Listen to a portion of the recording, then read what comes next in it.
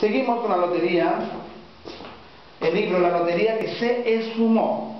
Subtítulo: pasaron los meses y esperaba la transferencia. Pasaban los meses y no había la transferencia. Hasta que recibí una llamada de la ejecutiva Norma y me dice: señor César, ¿qué pasó con la transferencia? Digo, ya ordené, porque aquí el banco todavía no recibe la transferencia. No, digo, pero yo ya ordené, ya he llamado a Londres, hemos enviado papeles, incluso a un primo que habla en inglés, ya le ordené incluso a través de y ya se comunicó con la compañía que ya está en todos los procesos de la transferencia de dinero. Sí, me dice, pero ya no se preocupe, porque si la compañía está identificada con los datos, sí, porque ya le edito la página web de la Yates Communication, en donde hay teléfonos para comunicar. Sí, me dice, los funcionarios allá en Lima también hablan el inglés muy bien y fluido, ya están en contacto.